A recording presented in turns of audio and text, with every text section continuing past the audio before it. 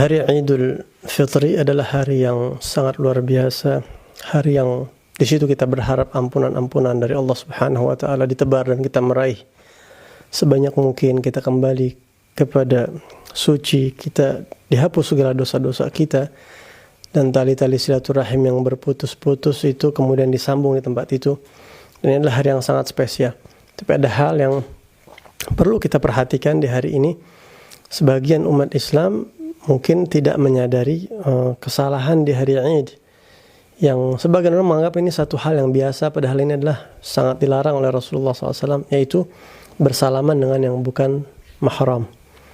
Di hari Id biasa kita bersalaman, mohon maaf satu sama lain, tentunya itu sangat baik, tapi jangan sampai niat baik, etikat baik itu dilakukan dengan cara yang melanggar perintahnya Rasulullah SAW, seperti contohnya bersalaman dengan wanita yang bukan mahram, laki ataupun perempuan bersalaman dengan lawan jenis yang bukan mahram.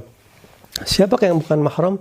Banyak tentunya, di antaranya yang kita suka, kalau tetangga mungkin kita tahu itu bukan mahram, teman kita tahu itu bukan mahram.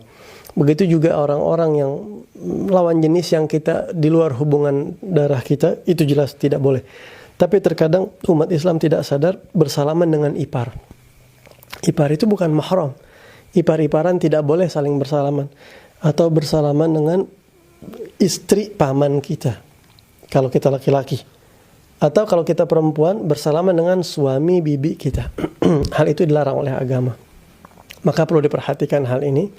Jangan sampai di hari Id justru kita panen dosa, kita banyak berbuat dosa. Rasulullah SAW bersabda, la an yut'an fi ra'si ahadikum bimikhyat min hadid khairun lahu min an yamassa imra'atan la tahillullah. Kata Rasulullah, ente ambil jarum terbuat dari besi, tusuk tuh kepala, itu kata Nabi lebih baik daripada kalian bersalaman dengan yang bukan, dengan lawan jenis yang tidak halal bagi kalian. Bahkan Rasulullah SAW sendiri, orang yang paling suci, paling bersih hatinya, tidak pernah menyentuh wanita yang tidak halal. Jadi Sayyidah Aisyah radhiyallahu anha mengatakan bahwa Rasulullah itu tidak pernah menyentuh tangan wanita yang tidak halal, la tahillullah, yang tidak pernah halal buat Nabi Muhammad SAW.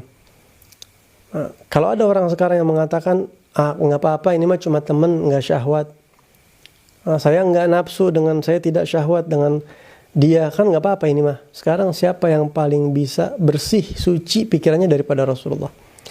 Kalau orang sesuci Nabi Muhammad aja nggak mau salaman dengan yang bukan jenis, apakah kita merasa lebih suci dari Rasulullah sehingga lebih bisa menjaga diri kita daripada Nabi Muhammad SAW? Nah, maka dari itu sebaiknya kita jauhi, sebaiknya kita hindari. Kalau kita pun kepalang salaman, jangan kita ngeles dengan kita bilang kita nggak nafsu, enggak. Akuin aja kalau kita salah, saya belum bisa menjalani perintah Allah, dan ini adalah dosa dan ini adalah haram, seperti itu. Karena Rasulullah pun yang sangat suci pikirannya, beliau tidak mau melakukan hal tersebut. Kalau kita merasa saya bisa menjaga pikiran saya, jangan-jangan kita merasa lebih suci dari Nabi Muhammad SAW, itu bahaya. Rasul aja yang suci nggak mau melakukan itu, menjaga diri dari itu semua. Apalagi kita yang lebih kotor daripada Rasulullah SAW.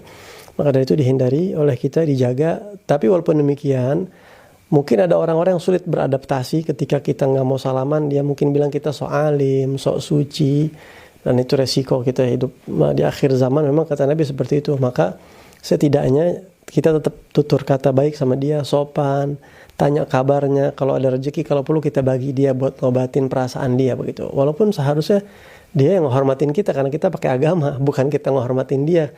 Terus kita harus menghormatkan agama kita, enggak begitu. Tapi ya karena ini zamannya, kita menggunakan agama dan kita harus bisa menyiasati menghadapi orang-orang yang belum bisa beradaptasi dengan agama yang kita pakai.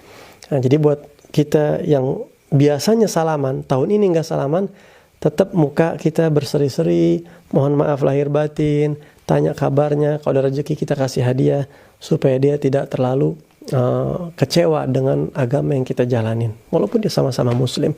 Tapi ya karena ini akhir zaman, mudah-mudahan Allah kuatkan kita untuk bisa menjalankan perintah Allah ini di hari yang suci, di hari yang fitri ini, insyaAllah. Amin ya rabbal alamin.